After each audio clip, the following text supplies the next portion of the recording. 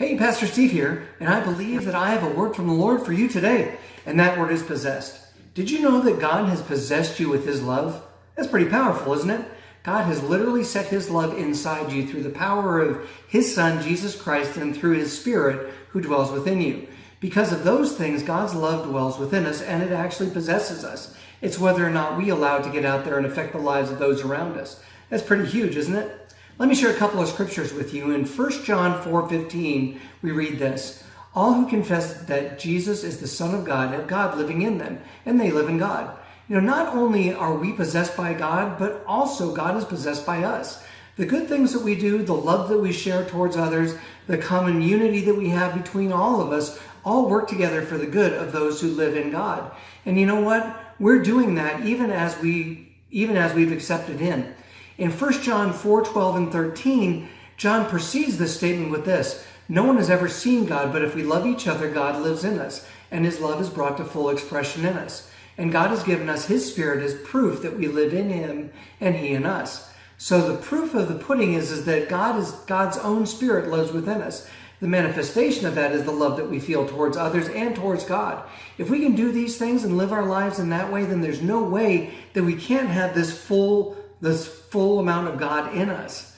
John 17:33 tells us that I am in them and you are in me. May they experience such perfect unity that the world will know that you sent me and that you love them as much as you love me. Jesus' prayer was that we be filled completely and totally with God, and that God would be filled with us. So as we're all unified together and as we come together in this same way, it's all done through the power of love. And did you see that last part where Jesus actually prays that God will love us as much as He loves Him? Well, that prayer has already been fulfilled, for He sent Christ Himself to die for us. In the 14th chapter of John, in the 17th verse, we read, He is the Holy Spirit who leads us into all truth. The world cannot receive Him because it isn't looking for Him and doesn't recognize Him, but you know Him because He lives with you now and later will be in you. When Christ died on the cross and made us pure enough for God's own Spirit to dwell within us, it became possible that on the day of Pentecost, we would be filled with the power of the Holy Spirit. Well, each and every one of us are filled with that same power. It's whether or not we allow that power to exclude from us to go out and start touching other people's lives.